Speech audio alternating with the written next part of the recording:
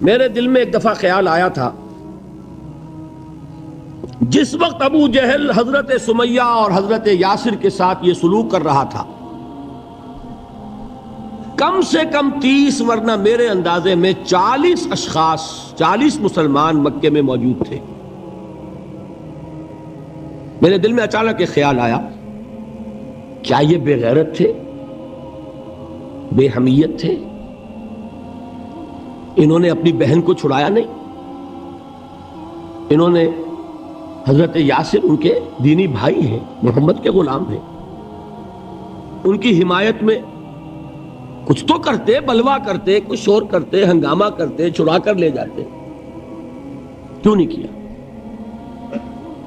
اچانک خیال آیا، نعوذ باللہ ثم نعوذ باللہ، نہ بے غیرت تھے نہ بے حمیت تھی، اصل بات یہ کہ حضور کی اجازت نہیں۔ کیا کریں؟ خون کھول رہا ہے، سینوں میں جوش ہے، لیکن اجازت نہیں۔ یہ ہے ڈسپلن کی وہ تربیت جو محمد رسول اللہ نے دی۔ دیکھیے، جوش میں آ کے حملہ کرنا یہ اور بات ہے، خون کھول رہا ہو اور پھر اپنے آپ کو تھامنا یہ زیادہ مشکل کام۔ جب خون کھولتا ہے آدمی جو جان کی پرواہ نہیں ہوتی۔ بدر میں جو ہوا ایک واقعہ ایک دفعہ سن کر جھجھری آتی ہے، لیکن واقعہ یہ ہے کہ جب جنگ کی حالت میں اشتعال ہوتا ہے اور خون کھول رہا ہوتا ہے وہ چیزیں آسان ہوتی ہیں۔ وہ جو 2 ٹین ایجرز تھے، نوجوان، جنہوں نے ابو جہل کو ہلاک کیا ہے، حضرت معاذ اور حضرت معوذ، انصاری 2 نوجوان، ان میں سے ایک کا واقعہ آتا ہے کہ ان کے ایک شانے کے اوپر تلوار کا وار پڑا، پورا شانہ کٹ گیا، بازو علیحدہ ہو گیا تقریباً، لیکن کوئی ایک تسمہ لگا رہ گیا، کوئی ایک ٹینڈن ہوگا، وہ جو ہوتا ہے سخت سا سفید سا، وہ کوئی لگا ہوا ہے۔ انہیں پرواہ نہیں ہے، وہ دوسرے ہاتھ سے لڑ رہے ہیں، لیکن یہ ہاتھ جو ہے یہ اب چونکہ قابو میں تو ہے نہیں، کنٹرول میں نہیں، مسلز کٹ چکے، تو یہ رکاوٹ بن رہا ہے۔ ان کے بارے میں آتا ہے اس ہاتھ کو اپنے پاؤں کے نیچے دبایا اور کھینچا اور پھینک دیا کہ یہ اس وقت میرے اس راستے میں رکاوٹ بن رہا ہے، جسم کا حصہ میرا۔ تو یہ بات بھی میرے نزدیک اتنی مشکل نہیں ہے جتنی مشکل یہ ہے کہ خون کھول رہا ہو لیکن چونکہ اجازت نہیں ہے لہذا کوئی اقدام نہ کیا۔ یہ زیادہ کڑا امتحان ہے، یہ زیادہ سخت مشکل ہے، اور اس کی تربیت دی محمد الرسول اللہ نے۔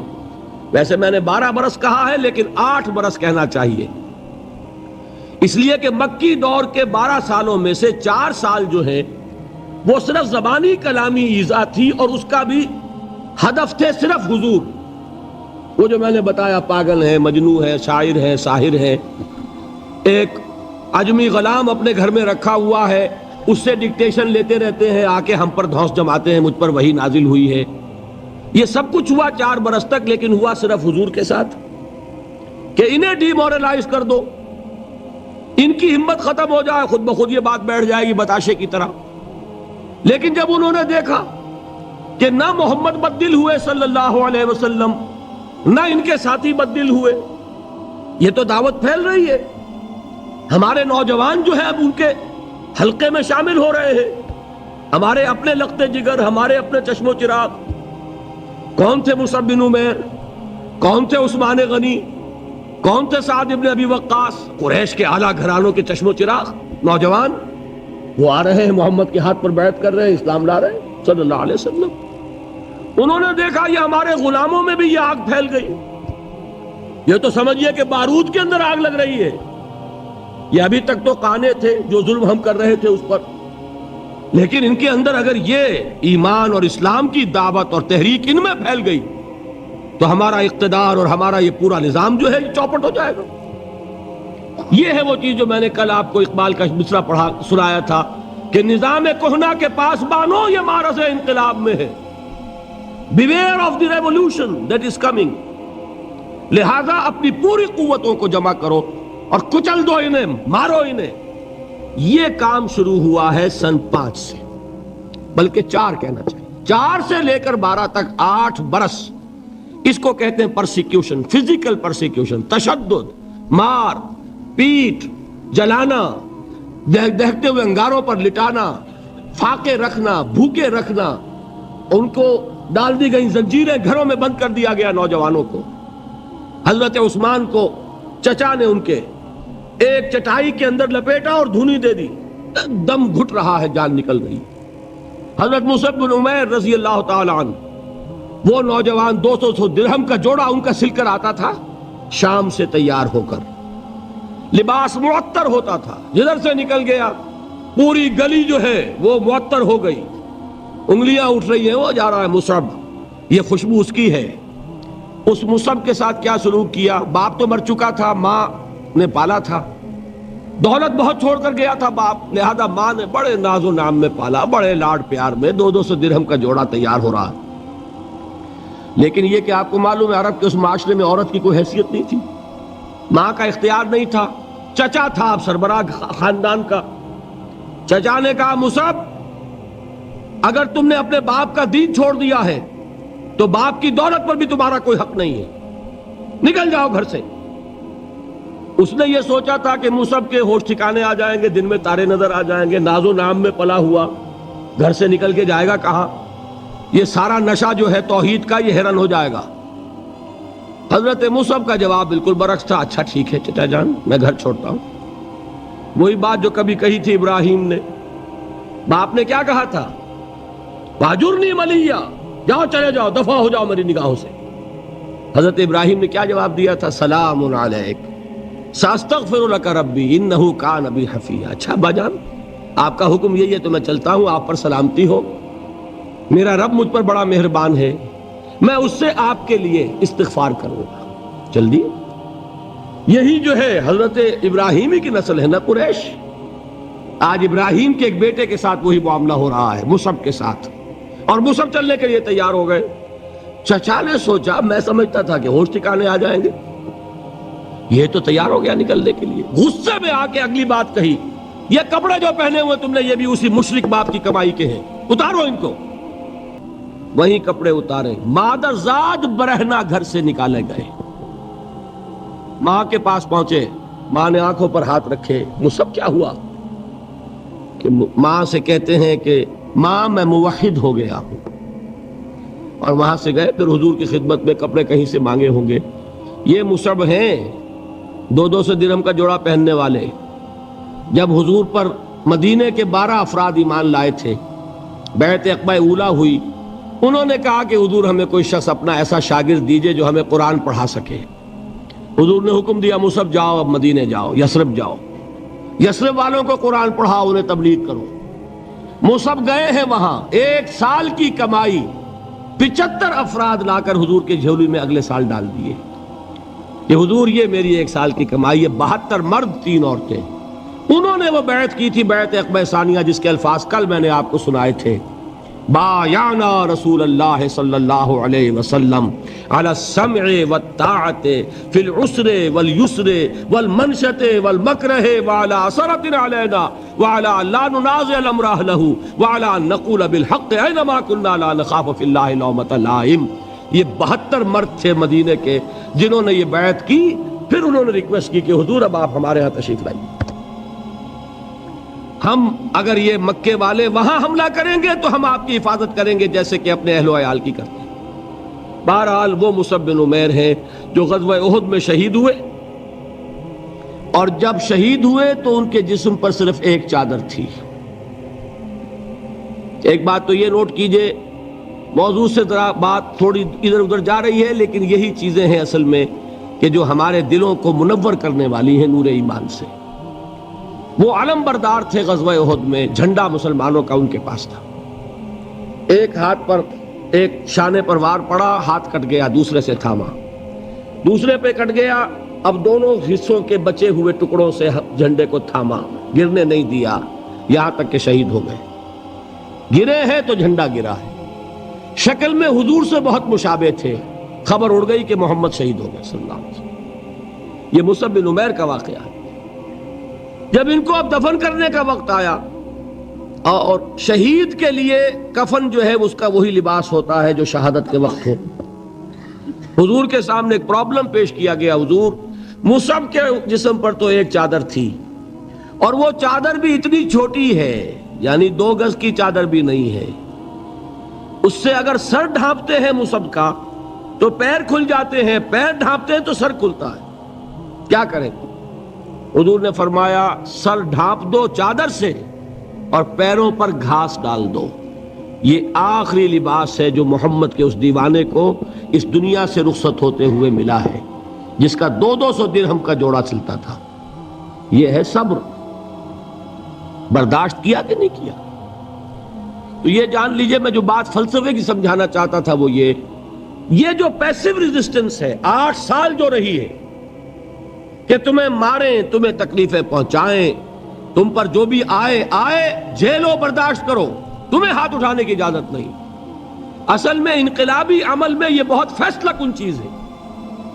اس کی وجہ کیا ہے؟ دیکھیے اگر شروع ہی سے انقلابی لوگ وائلنٹ ہو جائیں گے تو ظاہر بات ہے وہ تو تھوڑے ہوتے ہیں، گنتی کے ہوتے ہیں. جو نظام قائم ہے اس کے پاس طاقت بہت ہوتی ہے، اس نظام کو اخلاقی جواز حاصل ہو جائے گا ان کو کچل دینے کا، ختم کر دینے کا. اب جب کہ وہ ہاتھ نہیں اٹھا رہے تو اخلاقی جواز تو نہیں ہے نا. اب اگر مارا جا رہا ہے تو عوام الناس کی دلی ہمدردیاں ان کے ساتھ ہوتی چلی جاتی ہیں. یہ امیہ ابن خلف نے بلال کو آج اتنا مارا، کیوں مارا؟ کیا بلال نے کوئی چوری کر دی تھی؟ نہیں بھائی. کیا کوئی اور گستاخی کی تھی اپنے آقا کی؟ نہیں. کہیں معاذ اللہ اس نے اپنے آقا امیہ ابن خلف کی بیٹی کے اوپر تو کوئی نہیں ہاتھ اٹھا دیا تھا؟ نہیں. تو کیا وجہ ہوئی؟ بس صرف یہ وجہ ہے کہ وہ ایک اللہ کو مانتا ہے اور محمد پر ایمان لے آیا صلی اللہ علیہ وسلم. بتائیے اس کا کیا اثر ہوگا؟ یہ خباب بن الارت پیشے کے لحاظ سے لوہار تھے. سوچئے ایک زندہ انسان کو دہتے ہوئے انگاروں پر لٹایا جا رہا ہے. ان انگاروں سے کھال جلی، کمر کی چربی پگھلی، اس پگھلنے والی چربی سے وہ انگارے ٹھنڈے پڑے. یہ سب کچھ جھیل رہا ایک شخص. سوچنے والوں نے سوچا نہیں ہوگا کیا جرم تھا ان کا؟ تو بڑا شریف آدمی ہے، بہت اچھا کاریگر ہے، وقت پر کام دیتا ہے، مناسب اجرت لیتا ہے. یہ کیا ہوا؟ یہ کوئی جرم نہیں. جرم صرف ایک ہے، ایک اللہ کو مانتا ہے اور محمد کے دامن سے وابستہ ہے. آپ سوچئے، دیکھیے ایک لفظ ہم بولا کرتے ہیں سائلنٹ میجورٹی. واقعہ یہ ہے کہ کسی بھی معاشرے میں میجورٹی ہمیشہ سائلنٹ رہتی ہے. وہ سائلنٹ اسپیکٹیٹر ہوتی ہے، دیکھتی رہتی ہے کیا ہو رہا ہے. لیکن سائلنٹ میجورٹی سائلنٹ ہوتی ہے، اندھی بہری تو نہیں ہوتی. دیکھتی تو ہے کہ کیا ہو رہا ہے، سن تو رہی ہے کہ کیا چرچے ہیں. اب جب وہ دیکھتے ہیں کہ کچھ شریف لوگ ہیں، بڑے ہی اعلیٰ اخلاق والے لوگ ہیں، ان پر تشدد ہو رہا ہے، انہیں مارا جا رہا ہے، انہیں ستایا جا رہا ہے، ان پر کوڑے برس رہے ہیں، انہیں دہتے ہوئے انگاروں پر لٹایا جا رہا ہے، ان کا کوئی جرم نہیں، کوئی ان کی خطا نہیں سوائے اس کے کہ ایک اللہ کو مانتے ہیں. انہوں نے کسی کو نقصان نہیں پہنچایا، انہوں نے کسی کا بال بیکا نہیں کیا، انہوں نے کسی پر دست درازی نہیں کی، وہ تو دعائیں دے رہے ہیں انہیں. اس کا نتیجہ کیا نکلتا ہے؟ اندر ہی اندر سائلنٹ میجورٹی کنورٹ ہوتی ہے. وہ جرت تو نہیں ہوتی کہ برملا اعلان کریں، لیکن دل ان کے بدل رہے ہیں. اور آپ کو معلوم ہے ایک مصرع بڑا پیارا ہے، جو دلوں کو فتح کر لے وہی فاتح زمانہ. یہ دل فتح ہو رہے تھے اس وقت. یہ 8 برس میں محمد صلی اللہ علیہ وسلم قریش کے دل فتح، چاہے وہ ایمان نہیں لائے، لیکن اندر سے انہیں نظر آ رہا تھا کہ کون کیا ہے. یہ ہے پیسیو ریزسٹنس، یہ ہے صبر محض. انقلابی عمل میں، اقامت دین کی جد و جہد میں پہلا مرحلہ یہ ہے صبر کا. دوسرا مرحلہ کیا ہے؟ جب اتنی قوت ہو گئی کہ اب آپ کو اندازہ ہے کہ اب آپ اس باطل نظام کے خلاف اقدام کر سکتے ہیں. دیکھیے ریولیوشنری پروسیس کسے کہتے ہیں؟ پہلے ایک انقلابی نظریہ، اس کی اشاعت ہوگی، جو لوگ اس کو قبول کریں گے انہیں آرگنائز کیا جائے گا، ایک پارٹی کی شکل دی جائے گی، پھر ان کی تربیت ہوگی، جیسا انقلاب لانا ہے ویسی تربیت کرنی ہوگی۔ اب ٹکراؤ ہوگا اس باطل نظام کے ساتھ، غلط نظام کے ساتھ۔ اس ٹکراؤ کا پہلا مرحلہ یہ ہے، جب تک اتنی تعداد آپ کے پاس نہ ہو کہ آپ فیصلہ کن اقدام کر سکیں، اس وقت تک دعوت ہی دینی ہے، لوگوں کی تعداد اپنے اندر شامل کرنی ہے، اپنی قوت بڑھانی ہے، اپنی تربیت کرنی ہے، اپنی اصلاح کرنی ہے، اور صبر کرنا ہے، ریٹیلیٹ نہیں کرنا، اقدام نہیں کرنا، جوابی کارروائی نہیں کرنی۔ یہ کام ہے جو 12 برس میں مکے میں مکمل ہو گیا۔ اب کیا ہوا؟ ایک تعداد اب ہے حضور کے جانثاروں کی۔ یہ تعداد کیسے لوگوں کی ہے؟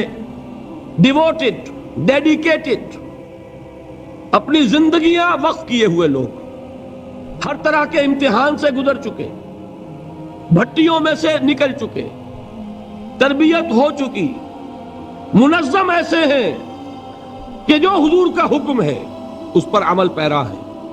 سم و طاعت، سنو اور اطاعت کرو، جس کا میں عرض کر چکا ہوں، اس سے بڑا کٹھن معاملہ نہیں ہو سکتا کہ تمہیں دہتے ہوئے انگاروں پر لٹا دیا جائے، تمہیں ہاتھ اٹھانے کی اجازت نہیں ہے۔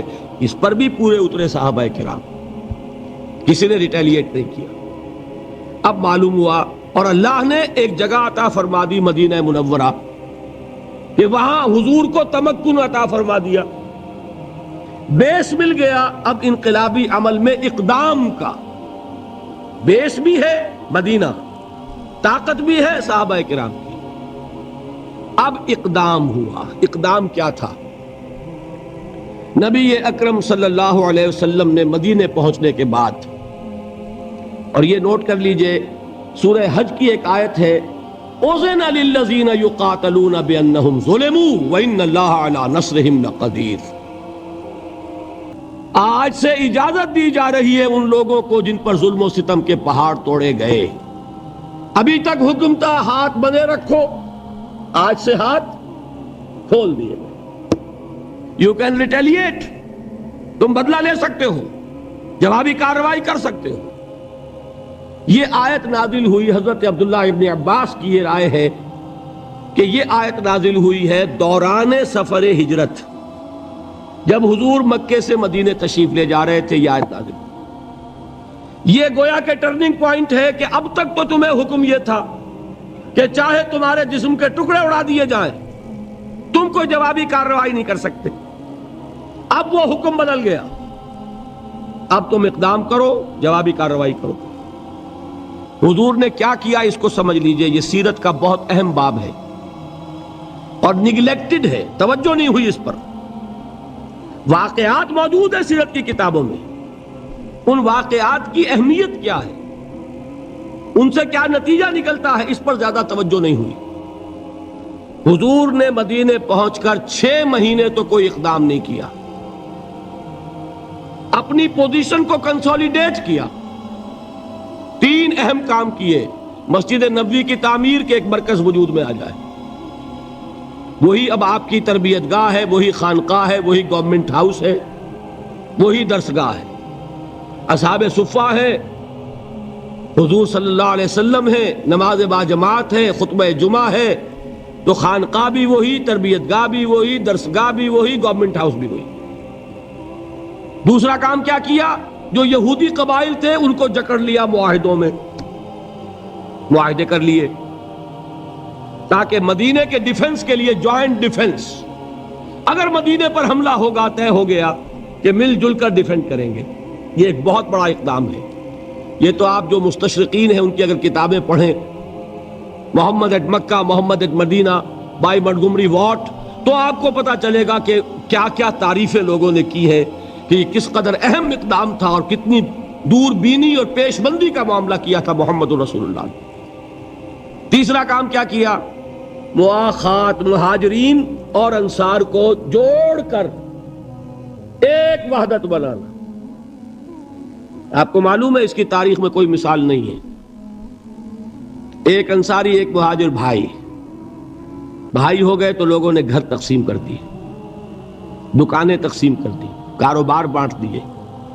یہاں تک واقعہ ملتا ہے کہ ایک انصاری صحابی اپنے مہاجر بھائی کو گھر لے گئے, فرمایا یہ میری 2 بیویاں ہیں, ان میں سے جو تمہیں پسند ہو اشارہ کر دو, میں ابھی طلاق دے دوں گا تاکہ تم ان سے شادی کر لو.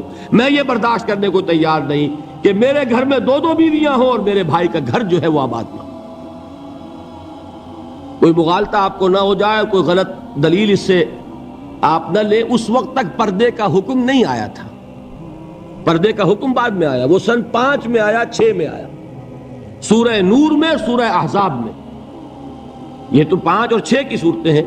یہ واقعہ ہو رہا ہے سن 1 ہجری میں, تو ابھی پردے کا حکم تھا نہیں, پردہ اس معاشرے میں تھا نہیں. گھر لے گئے سیدھے, یہ 2 بیویاں ہیں اور ان میں بھی چوائس تمہارا, جو تم پسند کرو. یہ 3 کام ہے انٹرنل کنسولیڈیشن, اور اس کے بعد آپ نے اب چھاپا مار دستے بھیجنے شروع کر دیے. مکے کے خلاف اقدام, وہ اقدام کیا ہے جدید اصطلاح میں بات سمجھا دوں گا.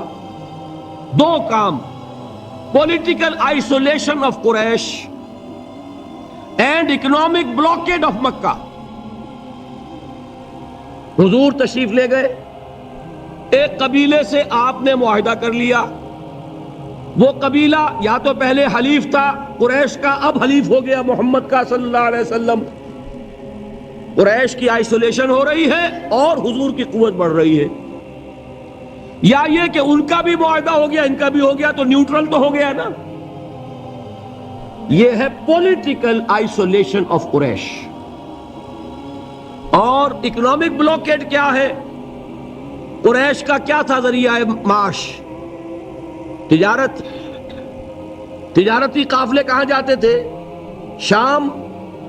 وہ راستہ گزرتا تھا بدر کے پاس سے, اور جاتے تھے یمن. وہ راستہ گزرتا تھا طائف ہو کر. حضور نے دونوں پر دستے بھیجنے شروع کر دیے. He proved his military presence on the caravan routes of Quraysh. بات سمجھ رہے؟ اور ایک جو اس میں خاص طور پہ لشکر بھیجا آپ نے, وہ نخلا بھیجا. نخلا ایک وادی ہے, آپ حضرات اگر کبھی گئے ہو تو مکے سے جب طائف کی طرف جاتے ہیں تو درمیان میں وادی آتی ہے, وادی نخلا. اب آپ اندازہ کیجئے کہاں مدینہ, وہاں سے ایک لشکر کیا چھوٹا سا دستہ, 12 افراد, ایک چھوٹا سا چھاپا مار دستے تو ایسے ہی ہوتے ہیں چھوٹے, وہ لشکر تھوڑا ہی ہوتا ہے. حضرت عبداللہ ابن جہش اس کے کمانڈر, انہیں ایک سیلڈ لیٹر دیتے ہیں حضور, مہر لگا وہ, کہ مدینے سے 2 دن کی مسافت پر باہر نکل کر پھر کھولنا اس کو, اور جو اس میں لکھا ہوا ہے انسٹرکشنز جو ہے کیری آؤٹ کرو. اتنی سیکریسی.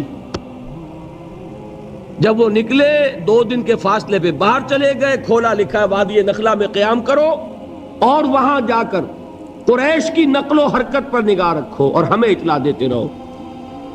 اب یہ 300 میل کا سفر کر کے وہاں پہنچے ہیں. وہاں اتفاق سے ایک قافلہ قریش کا گزر رہا تھا, اس سے مٹ بھیڑ ہو گئی, مقابلہ ہوا. ایک آدمی قرشی جو ہے کافر مشرک, وہ ان کے ہاتھوں مارا گیا. 2 کو انہوں نے گرفتار کیا, باقی بھاگ گئے. تو جو مال غنیمت تھا وہ لے کر آ گئے. حضور ناراض ہوئے کہ میں نے تمہیں اس کا حکم نہیں دیا تھا, میں نے صرف یہ کہا تھا کہ وہاں قیام کر کے ہمیں انفارم کرتے.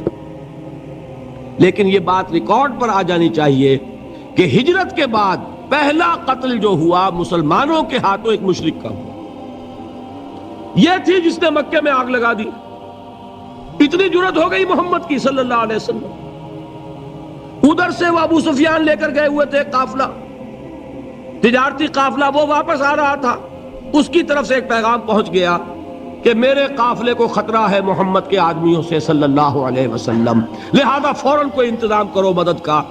یہ ہے وہ چیز جس کی آڑ لے کر ابو جہل جیسے لوگوں نے لشکر تیار کیا اور بدر کی طرف مارچ کیا. یہاں سے پہلی جنگ ہوئی ہے غزوہ بدر سن 2 ہجری میں. اگر حضور اقدام نہ کرتے, حضور نے یہ دستے بھیجے نہ ہوتے، اگر مسلمانوں کے ہاتھوں ایک کافر کا قتل نہ ہوتا، اگر وہ راستہ جو ہے تجارتی راستہ وہ مخدوش نہ ہو گیا ہوتا، بدر کی جنگ نہ ہوتی۔ یہ اقدام تھا محمد الرسول اللہ صلی اللہ علیہ وسلم کا، جس کے نتیجے میں final phase of revolution, armed conflict, وہ اب شروع ہوا ہے سن 2 میں، جاری رہا سن 8 تک۔ اندرون ملک عرب یہ 6 سال ہیں۔ ان 6 سالوں میں غزوہ بدر، غزوہ احد، غزوہ احزاب، یہ سارے غزوے ہو گئے، پھر فتح مکہ، پھر یہ کہ غزوہ حنین، طائف کا محاصرہ، سن 8 تک یہ معاملہ مکمل ہو گیا۔ جاء الحق وزهق الباطل ان الباطل کان زہوقا۔ جب یہ فیز شروع ہوا ہے تو یہ آیتیں نازل ہوئی جو میں نے سنائی تھی آپ کو، یا ایھا الذین آمنوا استعینوا بالصبر والصلاۃ، اے مسلمانوں، اہل ایمان،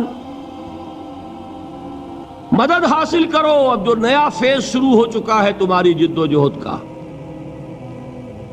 یہ مدنی آیت ہے نا، مدنی صورت ہے۔ وہ جد و جہد کا دور جو تھا مکی، وہ کچھ اور تھا، یہ کچھ اور ہے۔ اس میں تو اب تمہیں آگے بڑھنا ہے، کفر پر اور شرک پر حملہ آور ہونا ہے، اقدام کرنا ہے، چیلنج کرنا ہے۔ استعینوا بالصبر والصلاۃ، مدد حاصل کرو کس سے؟ صبر سے اور نماز سے۔ ان اللہ مع الصابرین، جان لو کہ اللہ تعالیٰ صبر کرنے والوں کے ساتھ۔ ولا تقولوا لمن يقتل في سبيل الله اموات، اور ہرگز نہ کہو اسے جو اللہ کی راہ میں قتل ہو جائے کہ وہ مردہ ہے۔ بل احیاء ولکن لا تشعرون، نہیں، وہ زندہ ہے لیکن تمہیں ان کا شعور نہیں ہے۔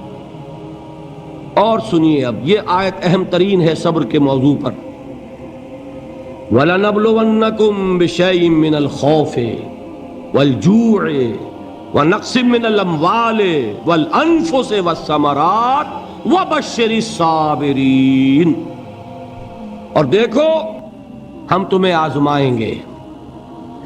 وَلَنَبْلُوَنَّكُمْ، ہم لازماً آزمائیں گے تمہیں، بِشَيْءٍ مِّنَ الْخَوْفِ، خوف کی کیفیت طاری کر کے، والجوع، بھوک، فقر اور فاقہ، ونقص من الاموال، مالی نقصان، والانفس، جانی نقصان، والثمرات، اور ثمرات، پھلوں اور میووں کا نقصان۔ میرے نزدیک یہاں پر ثمرات کا مفہوم ایک اور بھی ہے۔ ایک تو صاف تھا، کھجور کی فصل تیار ہے، غزوہ تبوک جانے کا حکم مل گیا، کون اتارے گا؟ اور کھجور وقت پر اتری نہیں، برباد ہو جائے گی۔ یہ ہو رہا ہے نا میووں کا نقصان۔ اور میرے نزدیک یہاں یہ بھی ہے، بسا اوقات بہت سی محنتوں کا نتیجہ انسان دیکھتا ہے کہ ضائع چلا گیا، میں نے 10 سال محنت کی، حاصل کوئی نہیں نکلا۔ یہ ثمرات کیا ہیں؟ محنتیں، محنتوں کے ثمرات کا ضیاع۔ کوشش آپ نے کی، قسمت کی خوبی دیکھیے، ٹوٹی کہاں کمن، 2-4 ہاتھ جب کے لبے بام رہ گئے۔ Be prepared. ایک شاعر کے یہ اشعار ہیں، وہ کمیونسٹ تھا، میں نام بھی نہیں لیتا، لیکن یہ کہ یہ اسی انقلابی، چونکہ ان کا بھی ایک انقلابی نظریہ ہے، انقلابی عمل میں یہ سارے مراحل آتے ہیں۔ کوئی سیٹ بیک آیا، فرض کیجئے کوئی ناکامی ہو گئی، تو اپنے ساتھیوں کو دل بندھانے کے لیے یہ فصل امیدوں کی ہمدم اس بار بھی غارت جائے گی، سب محنت صبحوں شاموں کی اب کے بھی اکارت جائے گی۔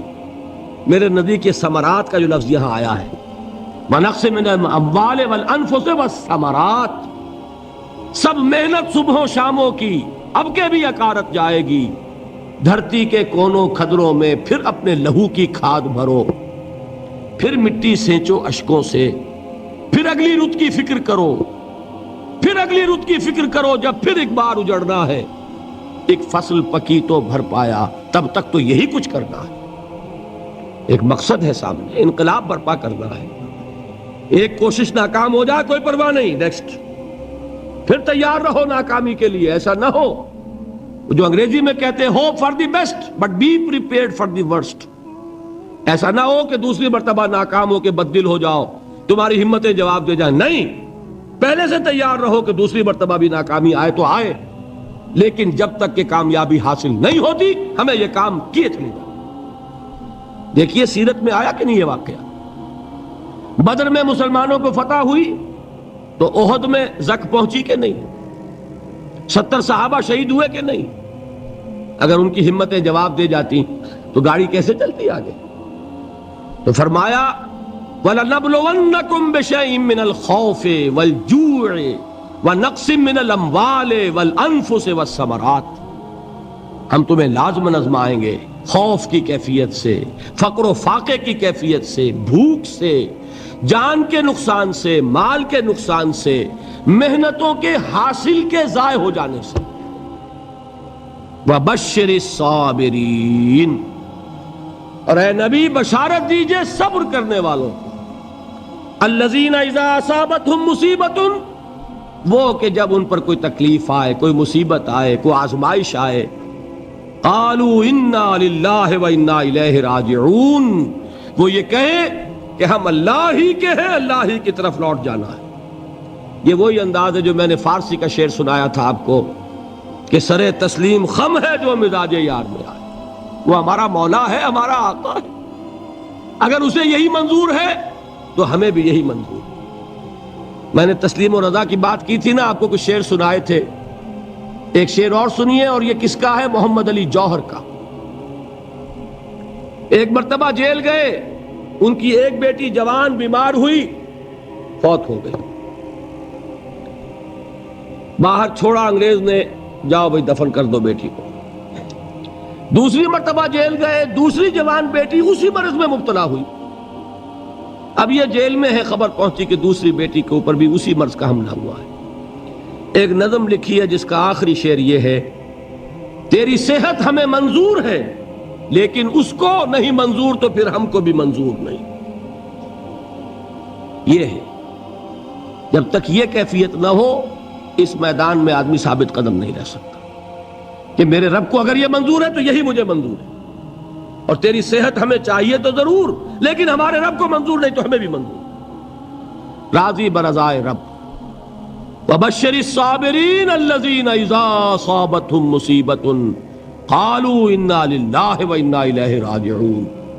نہ شود نصیب دشمن کے شود ہلاک تیغت, سرے دوستہ سلامت کے تو خنجر آزمائی.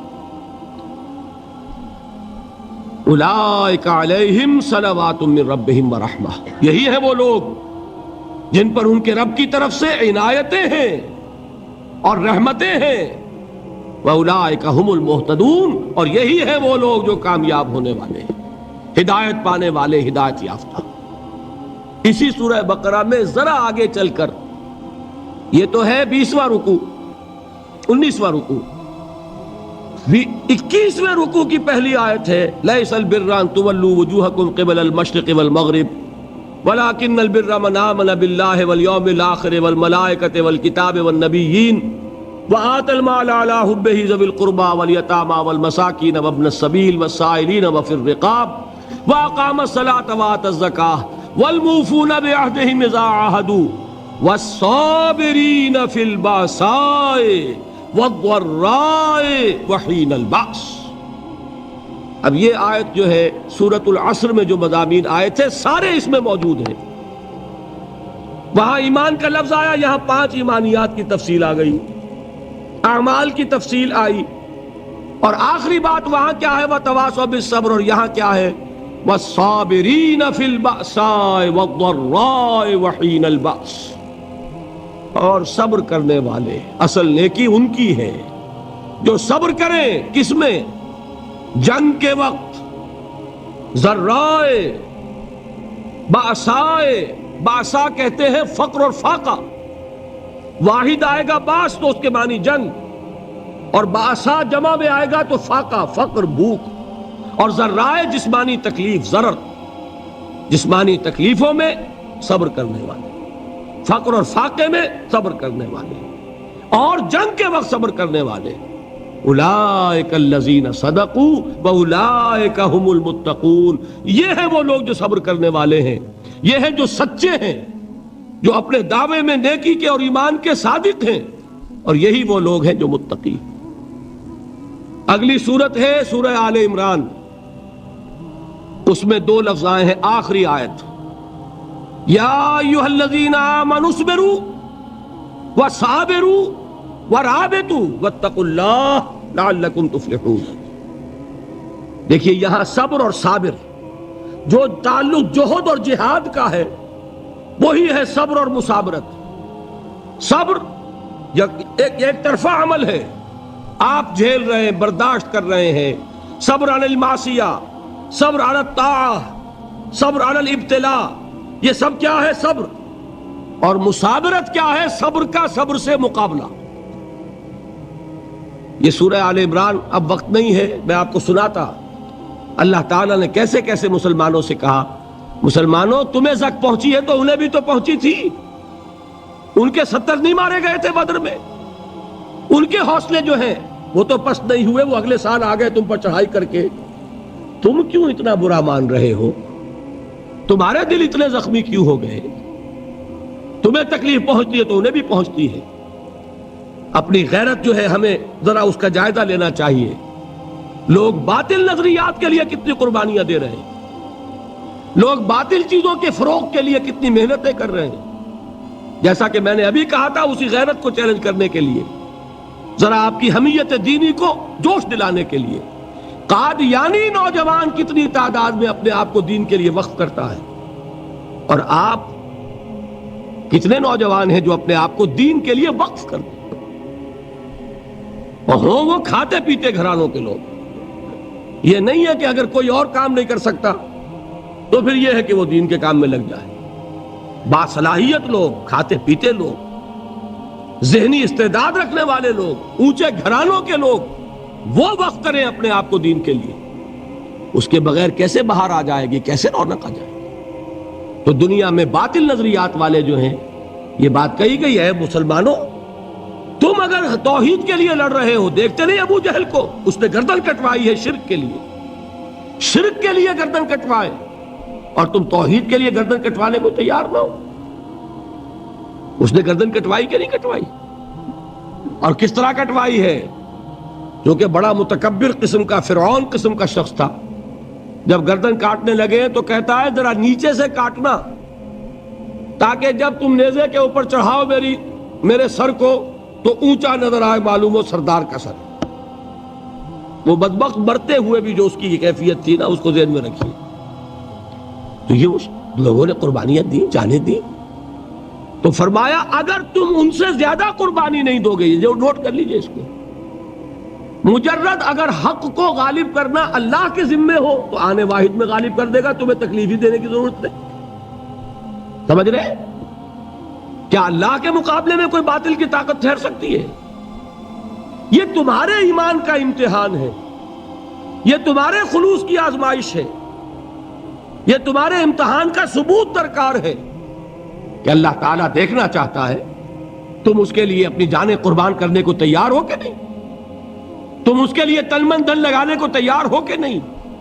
اور یہ جان لو کہ اگر کفار اور مشرکین اور ملحدین اور باطل نظریات والے وہ جو کچھ قربانیاں اپنے باطل نظریات کے لیے دے رہے ہیں، ان سے زیادہ اگر تم نہیں دو گے تو حق غالب نہیں ہوگا. انہوں نے جو صبر کیا ہے اپنے باطل نظریات پر، اگر تم اس سے زیادہ صبر کا ثبوت نہیں دو گے اپنے اس حق پر تو حق غالب نہیں ہوگا. اس لیے فرمایا یا ایھا الذین آمنوا اصبروا وصابروا. نہ صرف یہ کہ صبر کرو، بلکہ صبر میں اپنے دشمنوں سے آگے نکلو، ان کے صبر سے بڑھ کر صبر کرو. وَرَابِطُوا، مرابطہ کہتے ہیں چوکس رہنا، ہوشیار، پہرا دو. ایسا نہ ہو کہ دشمن جو ہے غفلت میں تمہارے اوپر کوئی حملہ جو ہے کر بیٹھے.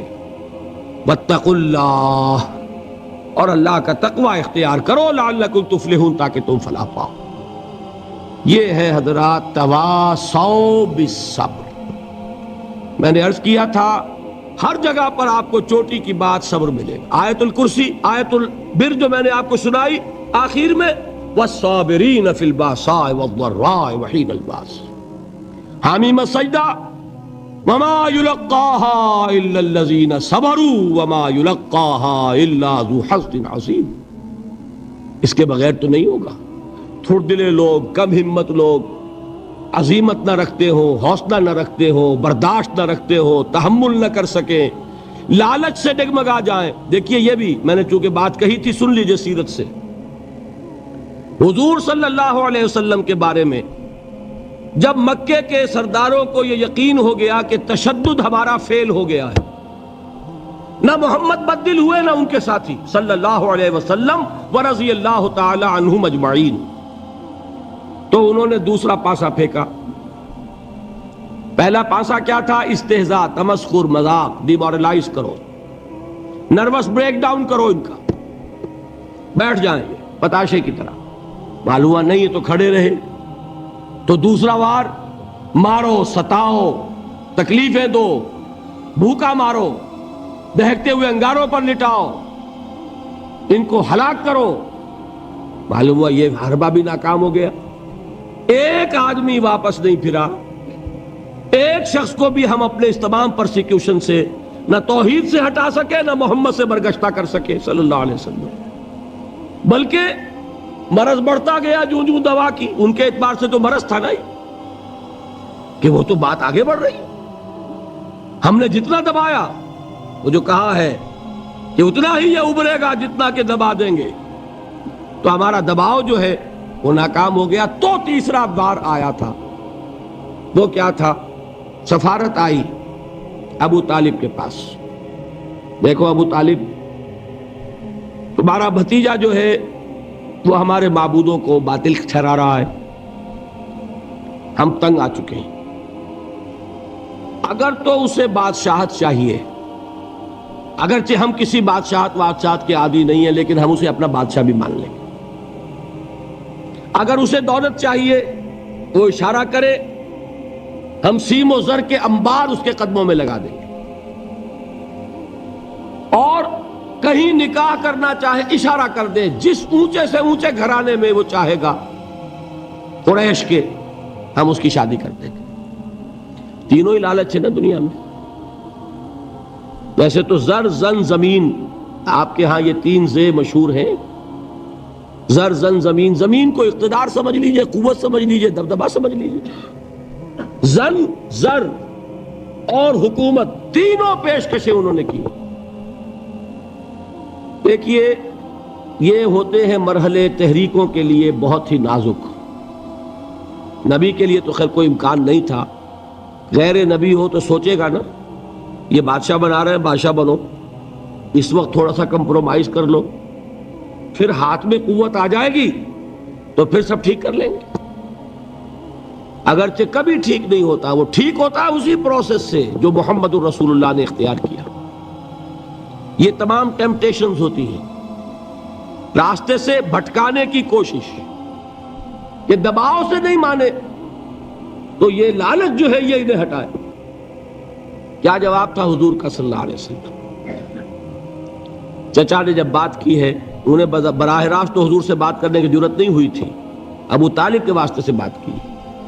چچا نے جب بات کی ہے آ کر، حضور نے فرمایا چچا جان اگر وہ میرے داہنے ہاتھ میں سورج اور بائیں میں چاند رکھ دے تب بھی میں یہ کام نہیں چھوڑتا. تو عزیمت میں نے کہا تھا صبر کیا ہے؟ اپنے طے کردہ راستے پر بڑھتے چلے جانا، نہ کسی ٹیمپٹیشن سے، نہ کسی پریشر سے، نہ کسی تکلیف سے، نہ کسی ایذا سے، نہ کسی استہزاء سے، کسی سے بھی متاثر ہوئے بغیر اپنی منزل کی طرف پیش قدمی کیے چلے جانا. یہ ہے صبر. یہ صبر کی آخری منزل. اور انقلابی صبر جو ہے اس میں ایک مرحلہ آتا ہے پیسیو ریزسٹنس، ایک آتا ہے ایکٹیو ریزسٹنس. ایک میں صبر محض ہے، جھیلو، برداشت کرو، کوئی ریٹیلیشن نہیں. اور ایک وہ آتا ہے کہ اب آگے بڑھو. بڑا پیارا مصرع ہے، آگے بڑھو یا وقت کی رفتار روک دو. وہ آگے بڑھ کر پھر نظام باطل کو چیلنج کیا جاتا ہے، اور پھر جنگ ہے، ان اللہ یحب الذین یقاتلون فی سبیلہ صفا کانہم بنیان مرصوص ان اللہ اشتری من المؤمنین انفسہم واموالہم بان لہم الجنہ یقاتلون فی سبیل اللہ فیقتلون ویقتلون وعدا علیہ حقا فی التوراۃ والانجیل والقرآن ومن اوفی بعہدہ من اللہ فاستبشروا ببیعکم الذی بایعتم بہ وذلک هو الفوز العظیم۔ اللہ نے اہل ایمان سے ان کے جانیں اور ان کے مال خرید لیے ہیں جنت کے عوض۔ نتیجہ کیا ہے؟ وہ جنگ کرتے ہیں اللہ کی راہ میں، قتل کرتے بھی ہیں، قتل ہوتے بھی ہیں۔ بدر میں 70 کو قتل کیا، مسلمان شہید ہوئے 13، 14ویں وہ تھے جو زخمی ہو گئے تھے واپسی پر مدینے کے راستے میں، ان کا بھی انتقال ہوا، 14 مسلمان ادھر 70، اور احد میں 70 صحابہ شہید ادھر 23۔ تلک الایام نداولها بین الناس، یہ دن ہے جن کو ہم الٹ پھیر کرتے رہتے ہیں لوگوں کے مابین، لیکن یہ کہ بد دل نہیں ہوئے، قافلہ بڑھتا رہا۔ اور غزوہ احزاب میں وہ شعر میں کل سنا چکا ہوں محمد کے جانثاروں کا، نحن الذین بایعوا محمدا علی الجہاد ما بقینا ابدا، ہم وہ ہیں جنہوں نے محمد سے بیعت کی ہے جہاد کی صلی اللہ علیہ وسلم۔ اب یہ جہاد، یہ قتال، یہ جنگ، یہ سرفروشی، یہ جاں فشانی جاری رہے گی جب تک جان میں جان ہے، یا تخت یا تختہ، یا اللہ کا دین غالب ہوگا اور یا ہم اپنی جانیں اسی کام میں اللہ کے حوالے کریں۔ اللہ تعالیٰ مجھے اور آپ کو اس کی توفیق دے کہ ایمان کے عملی تقاضوں کو پورا کرنے میں، اللہ کے دین کی دعوت کے لیے، دیکھیے تینوں لیول میں نے بیان کر دیے۔ پہلی سطح پر اللہ کی بندگی، خود اسلام، خود اطاعت میں صبر عن المعصیہ، صبر علی الطاعہ، اللہ کی اطاعت پر صبر، معصیت سے رکنے پر صبر۔ دعوت میں اپنے کیریئر، اپنے خوشنما مستقبل کا صبر، اور استہزاء اور تمسخر اور مذاق اور فقرے اور جملے جھیلنا، واصبر علی ما یقولون۔ انقلاب اور اللہ کے دین کو قائم کرنے کے لیے صبر، پیسو ریزسٹنس، ایکٹیو ریزسٹنس۔ ایک صبر محض ہے، ایک مصابرت ہے، ایک یہ کہ جھیلو، برداشت کرو لیکن ہاتھ نہ اٹھاؤ، اور ایک یہ کہ آگے بڑھو، باطل کو للکارو اور جان ہتھیلی پر رکھ کر میدان میں آ جاؤ۔ یہ 6 صبر میں نے آج آپ کو بتائے، 2 صبر ہیں ہر لیول کے۔ میں نے عرض کیا تھا کہ یہ تینوں لیول سامنے ہوں گے تو ہی مختلف چیزوں کے، جہاد کے درجات بھی تب سمجھ میں آئیں گے اور صبر کے مراتب بھی سب سمجھ میں آئیں گے۔ اللہ تعالی ہمیں جہاد کی توفیق عطا فرمائے اور صبر کی توفیق عطا فرمائے اور فیصلہ کرنے کی توفیق عطا فرمائے کہ میری زندگی کا مقصد تیرے دین کی سرفرازی، میں اسی لیے مسلمان، میں اسی لیے نمازی۔ دیکھیے جو 2-3 اعلانات ہوئے تھے ان میں میں چاہتا ہوں کہ وضاحت کر دوں۔ ہم نے یہ سوچا کہ یہ سوالات کے لیے جو ہم نے ایک نشست رکھی ہے بہت کم لوگ اس سے استفادہ کر سکیں گے، لہذا یہ ترمیم کی گئی ہے کہ کل سے، جیسے آج بھی ہوا ہے، آج 2.25 گھنٹے ہو گئے، لیکن کل سے میں پابندی کروں گا کہ 2 گھنٹے سے کسی صورت میری تقریر زیادہ نہ ہو۔ اس کے بعد آدھا گھنٹہ، پونا گھنٹہ، گھنٹہ جو بھی ہوا، میں تیار ہوں آپ کے سوالات کے جواب دینے کے لیے۔ اس طرح یہ کہ اگر 1 گھنٹہ بھی ہم ایڈ کریں تو یہ 3 دن جو ہے 16، 17، 18، 3 راتوں میں 3 گھنٹے ہمارے ہو جائیں گے، تو میں اس کے لیے تیار ہوں تاکہ آپ حضرات استفادہ کر سکیں۔ لیکن اس میں درخواست کیا ہے؟ نمبر 1، آپ میرا امتحان لینے کی کوشش نہ کریں۔ میں نے کوئی دعویٰ نہیں کیا، کوئی علمیت کا دعویٰ نہیں، کوئی عالم ہونے کا دعویٰ نہیں، میں تو ایک خادم ہوں دین کا اور قرآن کا طالب علم، لہذا کوئی بھی امتحان لینے کے لیے سوال نہ کیجیے۔ ویسے بھی یہ چیز در حقیقت نیت کے اعتبار سے درست نہیں ہوتی، سوال استفہام کے لیے ہونا چاہیے، جو بات آپ واقعی سمجھتے ہیں کہ سمجھ میں نہیں آ رہی وہ بات پوچھیے، نمبر 1۔ دوسرے یہ کہ فقہی سوالات نہ کیجیے۔ میں نے کوئی فقہی مسئلہ یہاں چھیڑا ہے؟ کوئی نہیں چھیڑا۔ دیکھیے فقہی مسلک ہوتے ہیں، ایک اہل حدیث مسلک ہے، ایک حنفی مسلک ہے، ایک مالکی مسلک ہے۔ ہم ان مسلکوں کے اندر اگر ان کے اختلافات میں پڑ گئے تو دین کا مثبت کام نہیں ہو سکے گا۔ میرا فیصلہ یہ ہے، میں نے جو جماعت بنائی ہے تنظیم اسلامی، اس کا یہ اصول ہے کہ جو جس کا فقہی مسلک ہے وہ اس پر عمل کرے، اور وہ اپنے مسلک کے علماء سے مسئلہ پوچھے۔ اگر وہ خود صاحب علم ہے، اجتہاد کر سکتا ہے، کرے، مجھے کوئی اعتراض نہیں ہے تو اپنے علماء سے فتویٰ پوچھے۔ میں فقہی سوالات کے جوابات نہیں دیا کرتا، میرا جو طریقہ ہے میں اس پہ عمل کرتا ہوں، آپ کا جو ہے کریں۔ ہم دین کے کام کے لیے جمع ہو رہے ہیں، وہ دین کا کام جو ہے، وہ فنڈامنٹلز جو ہیں، دین کی بنیادی دعوت، وہ جو متفق علیہ ہے وہ اتنی ہے کہ ان اختلافات میں پھنس گئے اگر، تو وہ کام نہیں ہو سکے۔ لہذا دوسری بات یہ ہے کہ فقہی سوالات مجھ سے نہ کیے جائیں۔ اصل صحیح طریقہ بھی یہی ہوتا ہے کہ جو باتیں میں نے کہی ہیں، آج 6 دن ہو گئے، 15 گھنٹے تقریباً میں آپ حضرات کے سامنے، 2.5 گھنٹے کی ایوریج بھی اگر نکالی جائے تو میں گفتگو کر چکا ہوں۔ اس میں جو باتیں میں نے کہی ہیں، اس میں جو بات سمجھ میں نہ آئی ہو، اس کے بارے میں سوال کیجئے، اور میں انشاءاللہ تعالیٰ کوشش کروں گا، اپنی پوری کوشش، اور اس میں فائدہ ہو جاتا ہے۔ بعض اوقات کوئی بات اہم رہ جاتی ہے، وہ خلا جو رہ جاتا ہے، مثلا آج ایک صاحب نے سوال کیا، وہ خلا ہے، مجھے احساس ہوا کہ آپ نے اتنا زور دیا حقیقت ایمان پر، ایمان حقیقی ہونا چاہیے، یہ نہیں بتایا وہ ملتا کہاں سے ہے، اس کی سورس کیا ہے۔ اگر ہم اپنے گریبان میں جھانکیں اور محسوس ہو کہ بھائی ٹھیک ہے، قانونی ایمان تو ہے، اللہ کا شکر ہے، ہم تصدیق کرتے ہیں زبان سے، لیکن دل تو کچھ خالی خالی سا ہے، اگر محسوس ہو یہ، تو پھر اب سوال پیدا ہو جائے گا نا کہ پہلی کمی تو یہ ہے، اسے پورا کرنا چاہیے، کہاں سے ملے گی وہ جن سے ایمان، جن سے یقین؟ یہ سوال ہے، بہت پیارا سوال ہے۔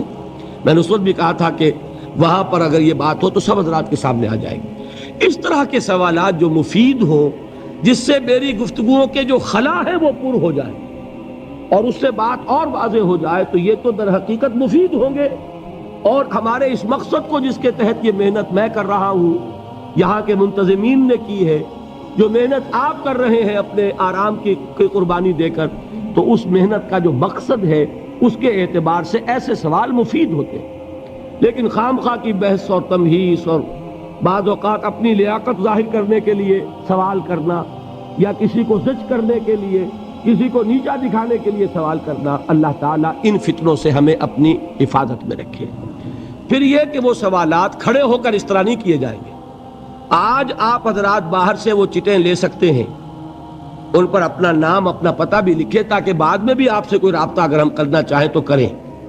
اس وقت اگر مسئلہ حل نہیں ہو رہا، بعد میں جاری رکھیں گے گفتگو، افہام و تفہیم ہوگا، کام کرنا ہے بھائی۔ پیش نظر یہ ہے، صرف جلسے کر کے، تقریریں کر کے اور اپنی خطابت کا روب گاٹھ کے، یہ تو کوئی پیش نظر نہیں ہے۔ کام تو یہ ہے کہ لوگوں کے ذہن صاف ہوں، اشکالات رفع ہوں، پھر لوگ کام پر آمادہ ہو جائیں، جڑیں، ایک قوت بنے، حزب اللہ بنے۔ تو اس کے لیے یہ کہ تو بعد میں بھی سلسلہ جاری رہ سکتا ہے۔ تو نام پتہ اپنا دیں، اور خوب سوچ سمجھ کر مختصر ترین الفاظ میں سوال مرتب کریں۔ جوابی تقریر جو ہے اس پہ لکھنے کی کوشش نہ کریں، سوال لکھیے۔ تو میں انشاءاللہ تعالیٰ کل سے ہی کوشش کروں گا، 1 گھنٹہ روزانہ اس کام میں لگانے کے لیے تیار ہوں، لیکن یہ کہ اب آپ اپنی ہمت دیکھ لیجئے۔ باقی یہ کہ وہ بھی نشست رکھیں گے اس روز، آخری جو باتیں رہ جائیں گی وہ پھر انشاءاللہ 19 کی صبح کو کوئی 9 بجے سے لے کر اور 11 ساڑھے 11 تک 2-2.5 گھنٹے اس کا بھی انشاءاللہ انتظام کریں گے۔ لیکن کل سے یہ سوالات جو ہیں اس کے بعد، تقریر کے بعد، اس کا بھی سلسلہ شروع ہو جائے گا۔ تو اس کے لیے میں نے یہ گزارشات کی ہیں، ان چیزوں کو سامنے رکھ کر۔ اور ایک بات جو کہی تھی میں بھی کہنا چاہتا ہوں، یہ دیکھیے، یہ آج 6واں دن ہے، اور واقعہ یہ میں نے پہلے بھی کہا تھا کہ میری بڑی ہمت افزائی ہوئی ہے اس ذوق و شوق کو دیکھ کر کے جس کا آپ نے ثبوت دیا ہے۔